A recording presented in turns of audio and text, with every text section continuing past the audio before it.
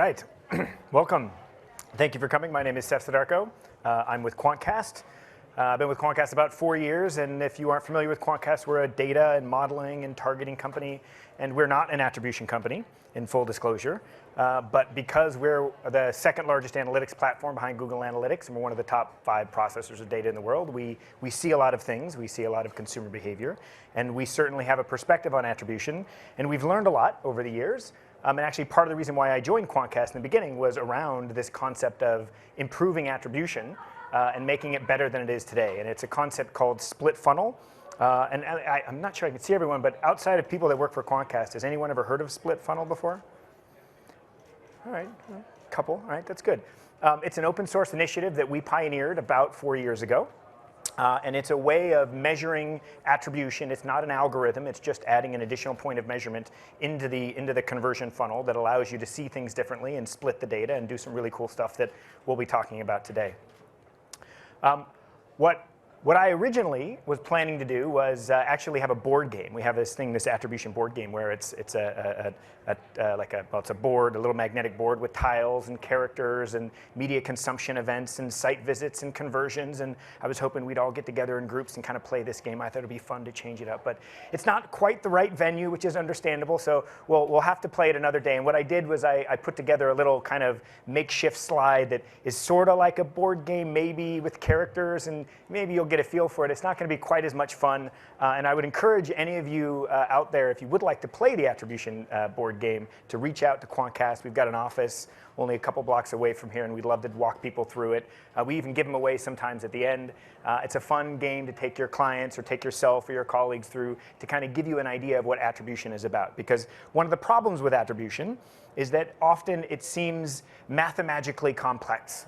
It's this algorithm that tells you who's doing well and who's not and where you should move money. And a lot of times people just are overwhelmed by the regression or algorithmic approach to it. And so they default to last touch and things like that. But the concept here really is that attribution at its foundation is not that complex. The math that goes behind it, but the concepts, the fundamental things are pretty simple. It's really about figuring out on a path to conversion, an individual consumer, what is that narrative, and all of the different ad touch points along that path to the conversion, which ones had the highest probability of influencing that eventual outcome, right? And that's what attribution is trying to figure out, is how do you figure out which of those are more important than the others, or more influential?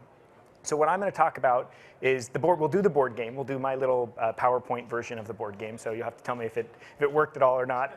And then I'm going to go into the split funnel fundamentals. That's a tongue twister.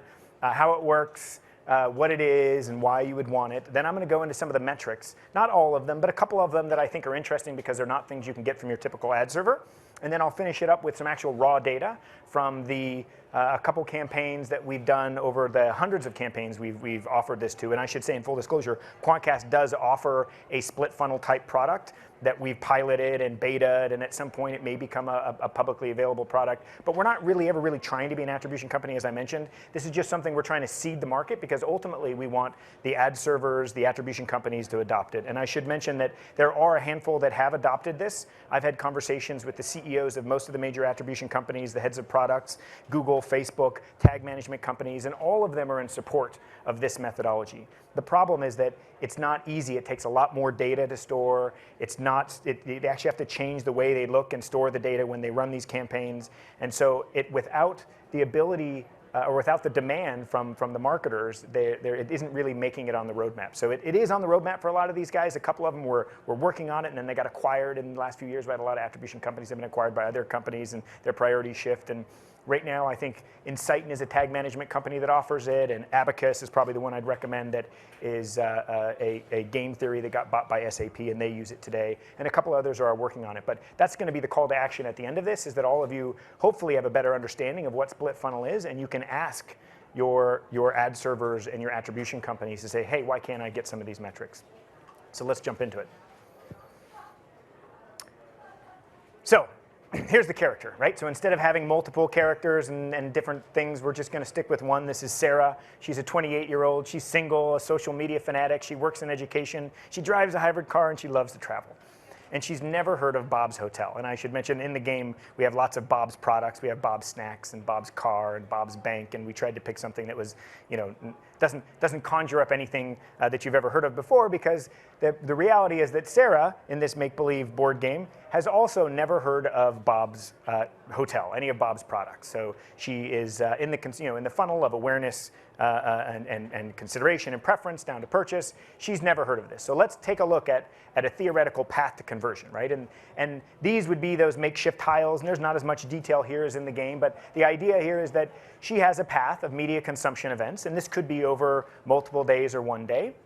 But what this is where an ad has been served, and you notice there's a little palm tree. Let's assume that's Bob's Hotel's ad, and it should be a lot more detailed and very compelling when you look at it. But in this example, these are just the places where the ads have been served. So let's assume that Sarah probably has gone to other sites in between all of this, okay? But from an attribution perspective, from an ad server perspective, all you see is where the ads have been exposed, right? So that's all you can calculate.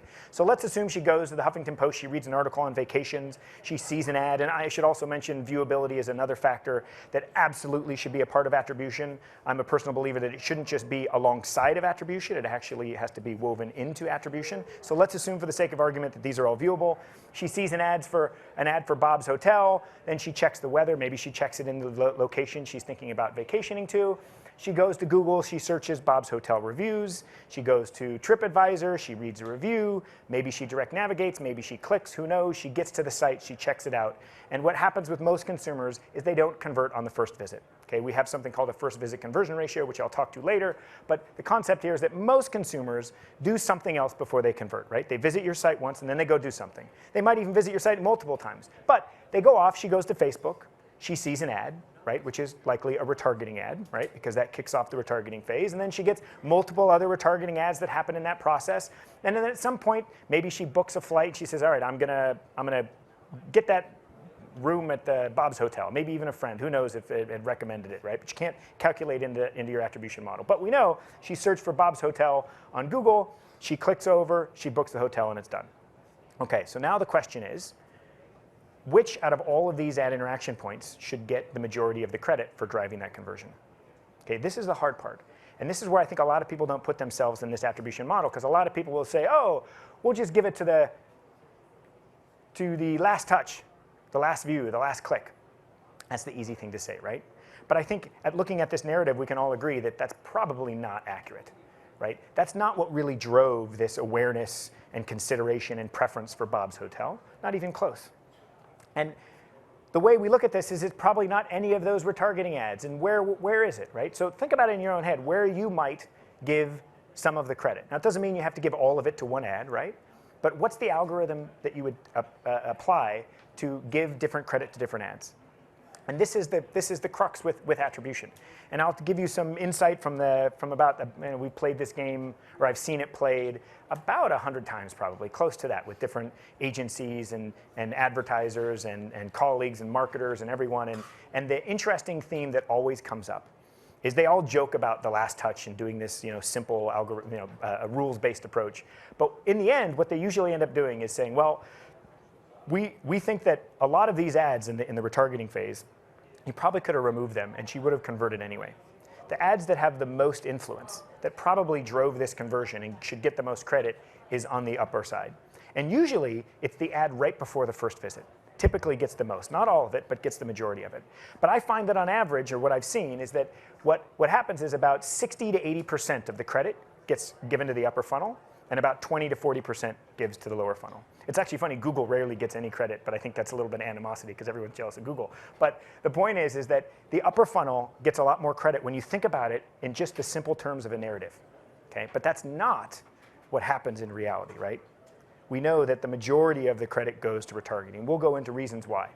But that's the basic kind of game, and the idea of it is that it kind of opens your mind to think about attribution in a new way, because most people don't think about it in that simplistic narrative term. They think of it as this big complex thing, and it's not. It's actually pretty simple when you think about it.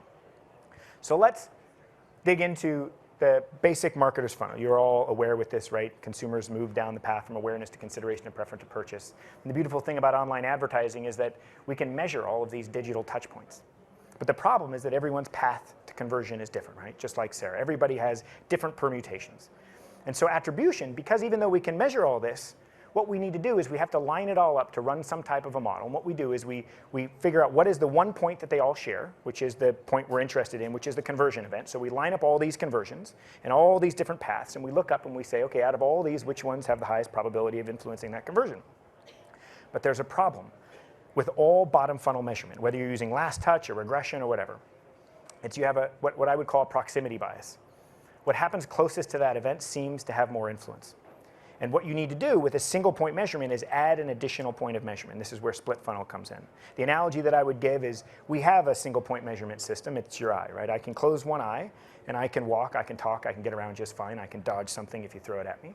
But the moment you show me two objects that are of similar shape, I'm going to have a hard time understanding, is it closer or bigger, further away or smaller? Until you open the other eye, add an additional point of measurement, you can't see depth into the funnel.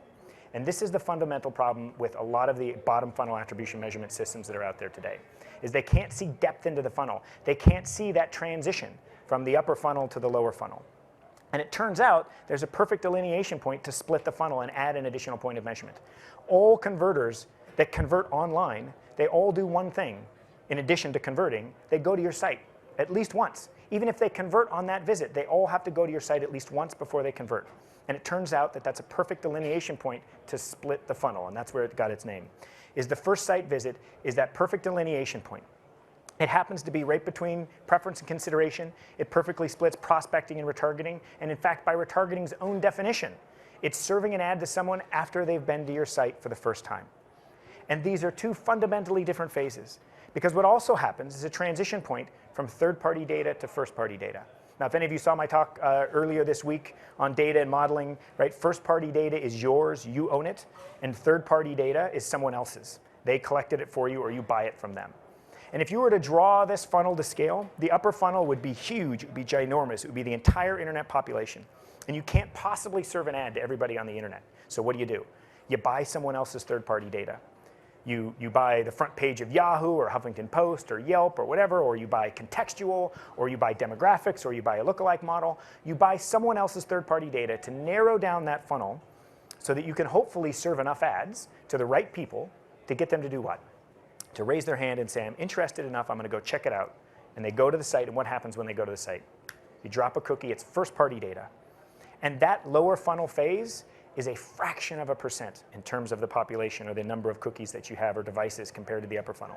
And you can serve an ad to everybody in the retargeting phase. In fact, you can serve hundreds and thousands of ads to individuals because it is so small compared to the upper funnel.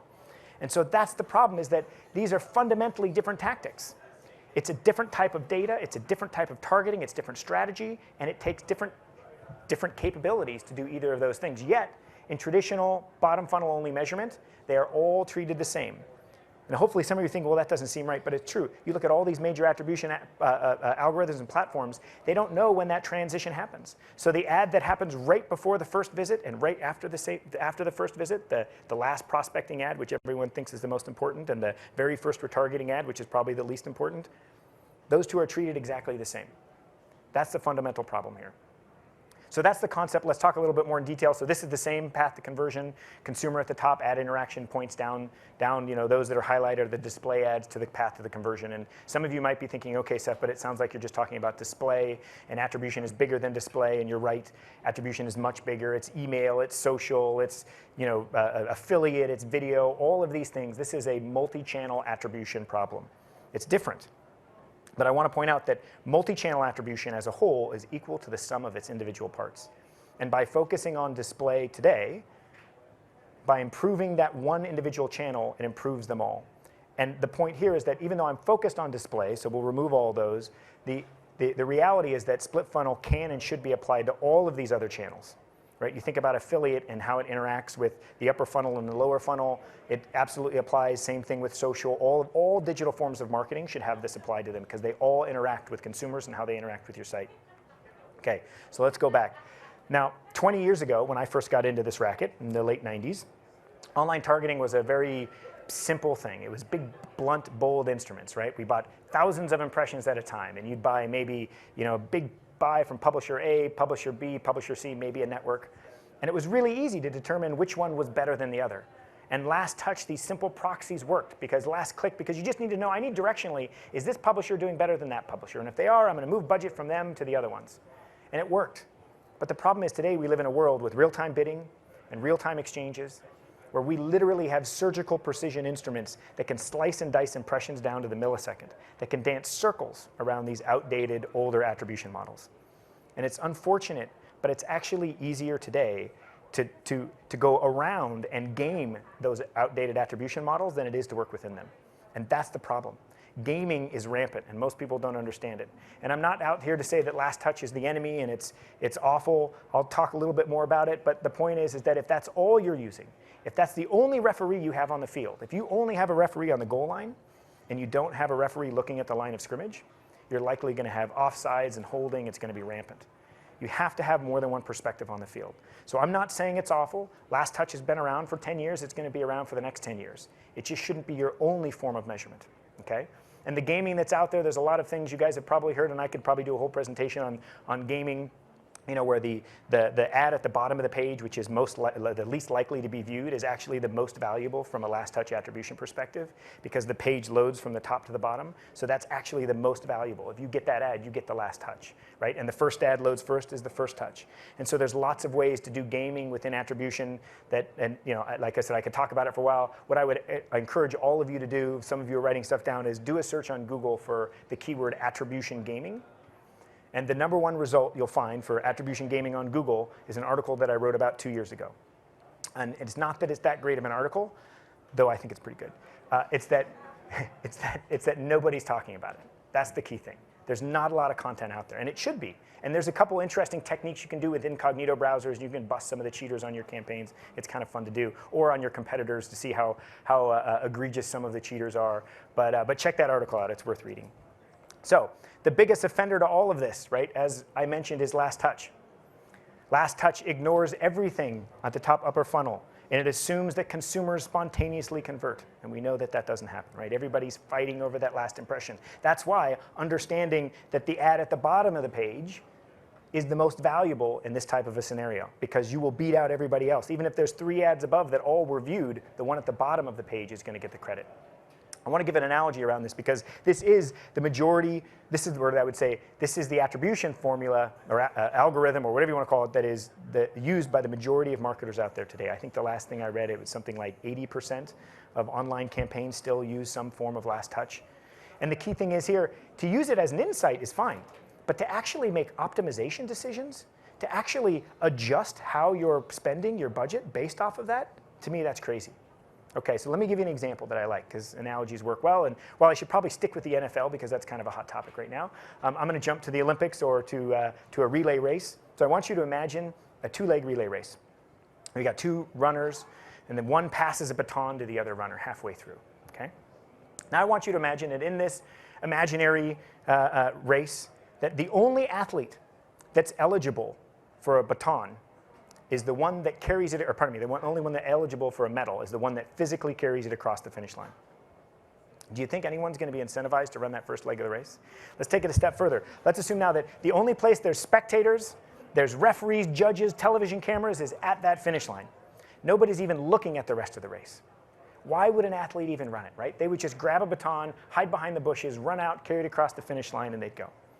We would never run a race this way, yet this is exactly how the majority of us run our online marketing campaigns.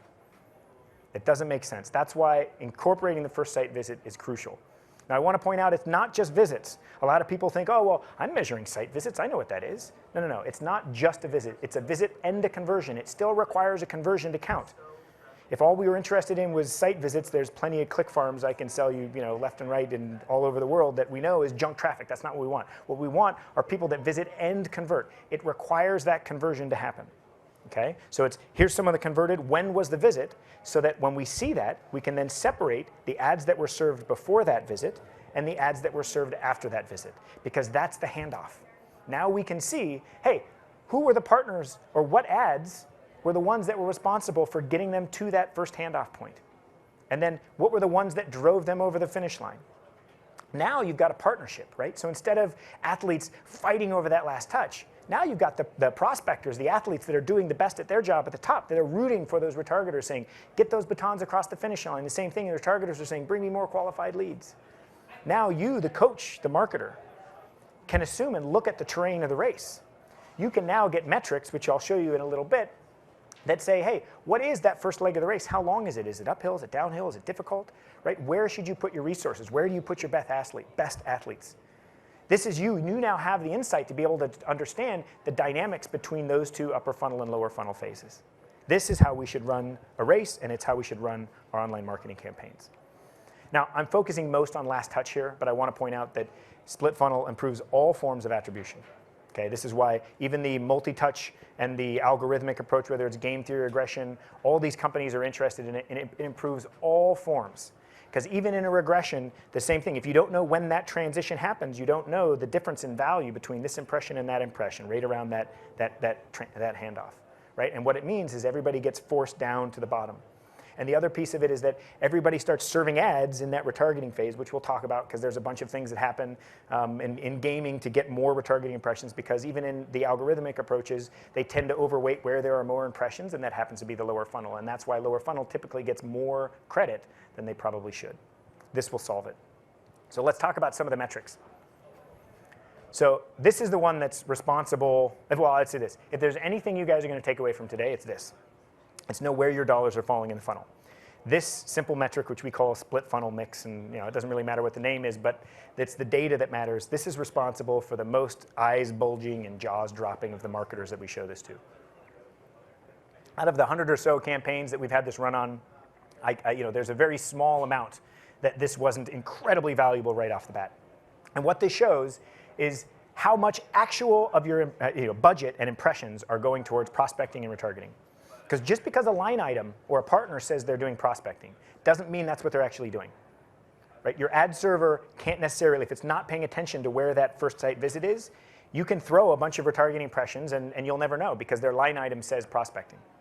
And this is where a lot of fraudsters get busted, is that prospecting, people sign up for prospecting and they'll just do a lot of untargeted ads, or they'll do whatever they do, but they know that because the converters all come from the lower funnel, they spray a little fairy dust in the retargeting section. And it can be bigger than you think. We've seen some that they're only prospecting, they'll do 60% retargeting. Okay, we've busted some of those scenarios, but I'll get to show you some live data in the end. But the reality is that's the majority of where the cheating happens, is that prospectors do a lot of retargeting. But we see it in the opposite direction too. So we see that retargeters, because often they have a frequency that they're trying to keep to, right?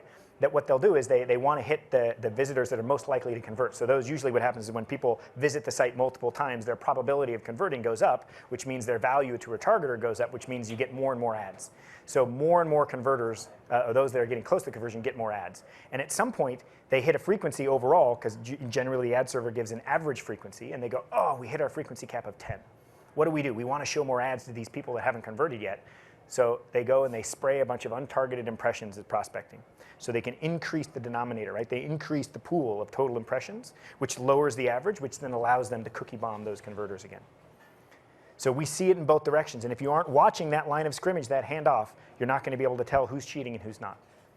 So just in and of itself, this is a very valuable metric. Now that's a hard metric. I'm going to show you 3 others that I think are more directional metrics. This is the first visit conversion ratio, which I talked about a little bit earlier. The concept here is to understand how many of your consumers convert on the first visit versus convert on a subsequent visit.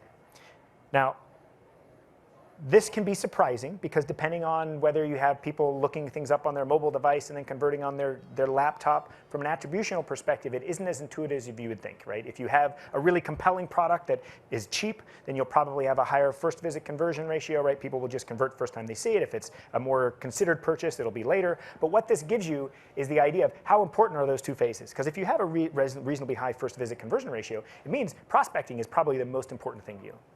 If you have very low, then you need to understand that retargeting is going to be a critical piece of your mix, because you have to encourage people and politely, say, hey, don't forget about this product, right? You don't want to shake them like crazy, but you want to just politely remind them to convert. So this is what I call a directional metric. This helps you understand which of the upper funnel or lower funnel should get a little bit more of your attention, because a lot of marketers ask, well, what should I do? What should be my mix? And I don't know. What I found is that just like we as individuals are different, right? The prescription for nutrition and exercise is going to be different for me than it is for any of you. Our products and our brands are all unique in their own right, and we need to look at the data to determine what's going to be the right prescription for them to be able to be as successful as possible. So this is one of those directional metrics. The other one that I like is the time to convert. Now, most ad servers give you the total time, which is the big red bar, which is from the first time you see someone to the last time. How long does that take? That's what they call the attribution window. What I think is way more interesting is that time to the first visit and time to convert. Again, always for converters. But what's the average amount of time? Is it 3 days, to get someone to your site? 20 days to get them across the finish line? Or is it the opposite? Does it take a long time to get them to the site, but then once you get them there, you can get them across relatively easy? Right? Again, this gives you insights into what phase is more important and where you should be allocating your budget. And then lastly, this is the ad frequency. This is a fun one. You can get a lot of this from the ad server, but I'm surprised at how hard it is. This has busted a lot of fraudsters, because what you want to do is directionally, again, know about how many ads does it take to get someone to visit the site, right? This is how you can coach. You, the coach, can give other partners, hey, this is what we found in general. You should be trying to serve more ads to people, or don't serve this many. This is how you get your average. But what's interesting is it's not just the average per the retargeting phase. This is the average per converter is one of the things we do. And that's where you get some of this craziness you can spot. Because I'll give you an example of a very large brand that you've all heard of. It was a large campaign. They had multiple partners on the plan. And we showed them the frequency per converter on all of the different partners on the plan. And more than one of them, though there was one in particular that had almost 500 ads per converter. And this was it was like less than a week's worth of time. So could you imagine, and that was one partner, and there were multiple partners that were in the hundreds. They were serving thousands of ads to their actual converters within a week period. And they were just like, that's awful, because they were bombarding, right? This is the pair of shoes that follows you around forever. I mean, if you aren't paying attention to that, this is where you can be led astray, and you can actually treat your best customers the worst, because you're just hammering them with ads, right? And I know firsthand my wife hates it when she gets followed around by products, and she always blames me, even though it's not my fault. But these are some of the metrics that I think give you the right direction of what you can do. Now, let me show you some actual real data that I think will be interesting from some of these directional metrics. And it'll take a little bit of explanation, because one of the things we can do is we look at prospecting performance. So what we do is we take out all the retargeting ads. So imagine you have 5 partners on a plan, publishers and vendors and different things, and some of them might be doing only prospecting or a little bit of prospecting and retargeting. But what we do is we remove all the retargeting ads, and we say, let's just compare prospectors to prospectors, okay? Because let me interrupt here with the thing that we've seen is that the difference between a good retargeter and a bad retargeter is very small. Okay, at most there's about a 3x difference. It's usually about 2 to 3 times the performance between the worst retargeter on a plan and the best. Okay, which seems like a lot, but it's relatively small, because there's not a lot you can do to be better. It's you can just serve a bunch of ads or serve less ads, right? It's all about strategically where and how you serve them. But in the prospecting, there is a huge difference between the best and the worst. We've seen up to about a 35x difference in performance in a good prospector to a bad prospector, right? Because it's spray and pray to actual strategic targeting. So what we've done is we've said, let's remove all those retargeting ads, and let's just compare the performance on a CPA.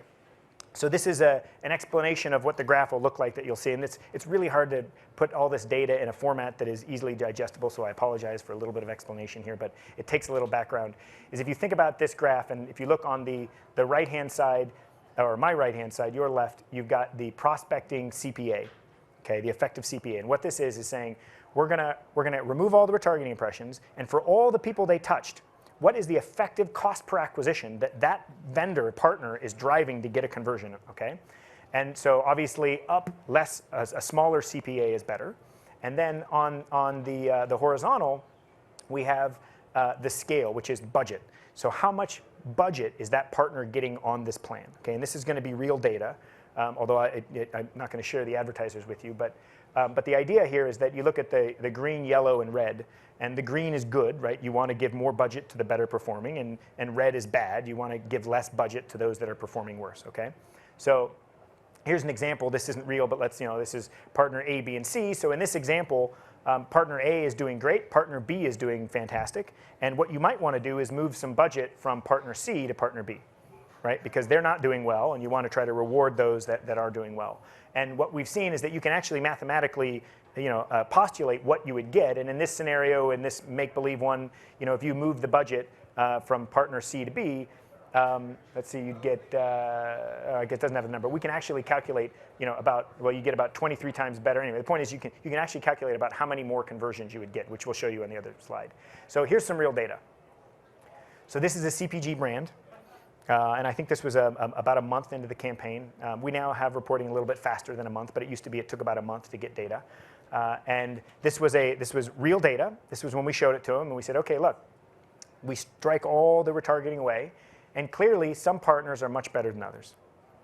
And the third largest partner on the plan, partner B, okay, they've got a third of the most budget, is the worst performance, the highest CPA from a prospector. And the reason why the advertiser, or the agency in this case, couldn't see it is because 97% of the conversion credit they were getting was from the retargeting ads they were showing. They were really good at retargeting, or they were really good at picking who to retarget. And so it wasn't, I don't even think it was a lot of retargeting they were doing, but they were doing enough that they were touching all the converters. And when we removed that portion away, their performance plummeted. And the problem was in their current attribution model in their ad server, they couldn't see it. They thought they were one of the best performers on the plan. So what we were able to show was, hey, by actually moving that budget to some of these other partners that have less budget and are doing well, you could get theoretically a 25% increase in conversions with the same budget.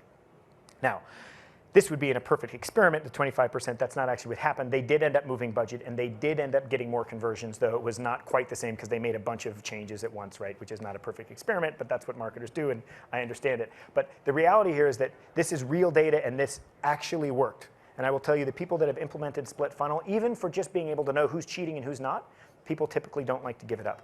Once you shine a light into that dark alley, it's hard to turn it off again. And the point here is that attribution, or your attribution model, shouldn't be a stick to reward and punish people on your plan. It's really just, it's an optimization tactic. The whole goal here is to be able to get you, the marketer, to get more conversions, to sell more stuff, to get more batons across the finish line. So here's another advertiser, the same thing, very similar outcome. Partner C, again, the third largest partner on the plan, though not quite as egregious as the last one. But in this case, just by moving budget from partner C to partner B or A, you could theoretically get 10% more conversions, same amount of budget, right? And I don't know, I can't remember what this one is specifically of what was going on with partner C, but it's usually that they're masked because they're doing some retargeting impressions. So it's important to really understand that. And this is the concept really behind split funnel attribution. So hopefully you guys are saying, all right, well, how do I get these insights? I'm sold. Maybe, I don't know. And the reality is that it's not everywhere. I've talked to everyone, we've talked to everyone. Like I said, we've been in market for almost 4 years with this. It's an open source initiative. We've been actively giving it away. You can search for it online, split funnel. There's lots of people that are talking about it. But what we really need is demand. We need discussion and dialogue. Only through that type of communication are we going to create that demand where these big companies are going to prioritize it on their roadmap. Because people aren't asking for it. They don't understand how much of an effect it has. And one of the things about Quantcast being who we are and seeing all this data and all of these consumers is that we have this perspective and we're trying to share it.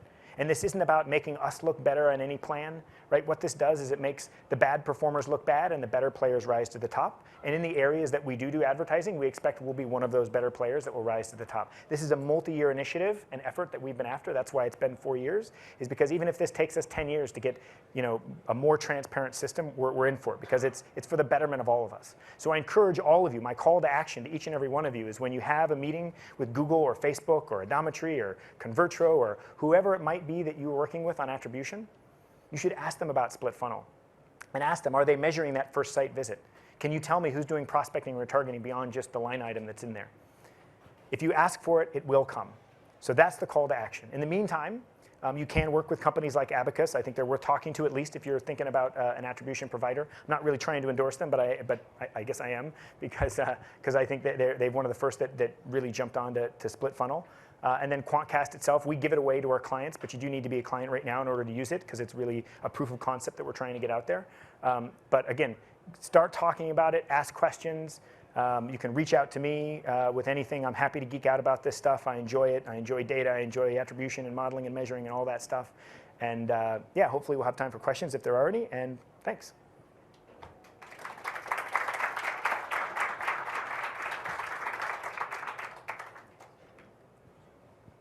Is this just display or other touch points? Yeah, so our product today is just display. I think because in display or in an RTB environment, so this would apply to video and social and other things, anywhere where you can have that real-time bidding and you have first-party and third-party data, you need to understand where that transition happens because, like I said, first-party data is much more easy to manipulate. And if you're not paying attention to that, then your models, your attribution models can be gamed.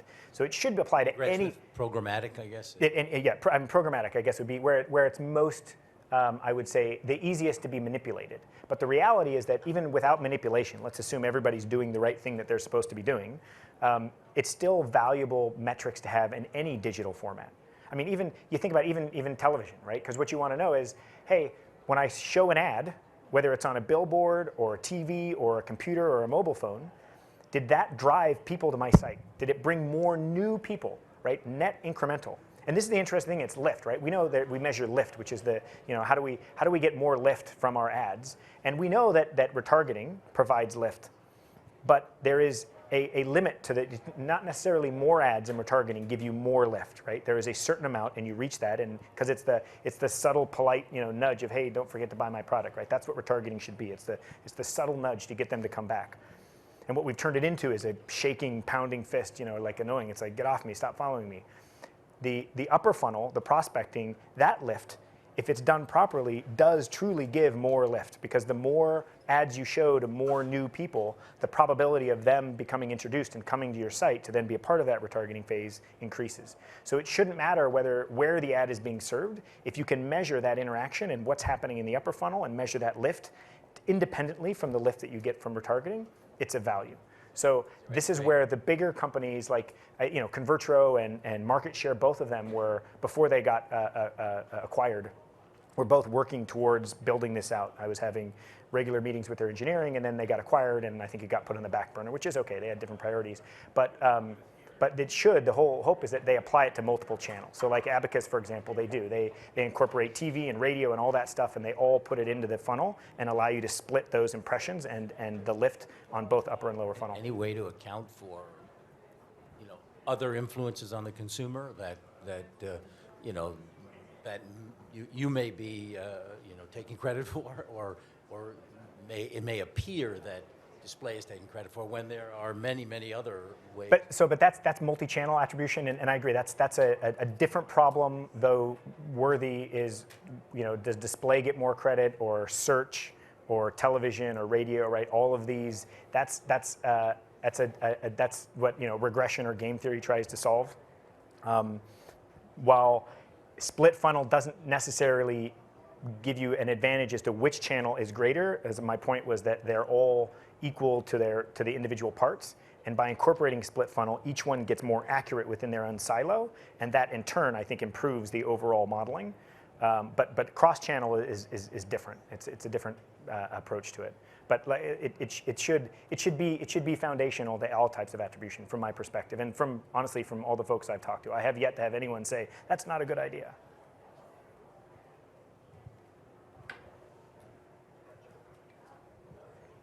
Hey, so I work in entertainment. Do you have any experience with working with building these attribution models with entertainment companies? Like, for example, right now, what keeps everyone at night is it's really hard to measure a conversion to ratings. Like, whatever I do, I can't completely tie it to how that drove linear ratings. So do you have any information, or have you had any experience in building attribution models for entertainment companies? So we did have a movie launch at one point. This was, I think, a year ago or more, and it was interesting, but the problem is that people don't always go to the, it's not like they go to the site to convert. This is the thing, I mean, where it's simplest is when you have a conversion event that happens online on your site, right? That's where you can't get to that conversion without going to the site. So it's really clean. The problem is when you have a conversion that can happen elsewhere, it's hard to bring that in. So this is where, like, we gave the example of the CPG brand, but because they were selling stuff on their site. But let's say if like you're selling Clorox, you don't go to Clorox's website to buy their product, right? So it's harder to implement this, and it's a different attribution problem. This is primarily around online conversions. If they're buying tickets online, that's something you can work with. So if you were the ticket reseller, and you're trying to get people to come there. The problem is with movies, people go to YouTube, they go to different places to watch, and that could be considered a conversion event. It's definitely more complex. I can't remember the specifics of that campaign, but what I would say is the insights you get, even though they may not be deterministic to be able to, oh, now we know we need to do this. It's the whole point of all of this is to put another referee on the field with a different perspective. Right? Don't just go into something making optimization decisions from a single point of view. And I'll point out, there is no point of view that's going to be 100%. If any, all attribution is probabilistic. There is no such thing as, this is the truth, because it's all some form of guesstimation. But what you want to do as marketers is not put all of your faith in any one perspective. You want to have multiple referees on the field. You should be doing A/B tests in addition to attribution, right? You should have different models or methodologies so that you can combine them all, and then you, with your superior processing skills, can try to make the best decision that's for whatever client or product you're trying to sell. So that would be the main thing, is just don't put all your faith in any one thing. Try to have multiple ways of looking at the same problem. Cool. I think we're out of time. Thanks.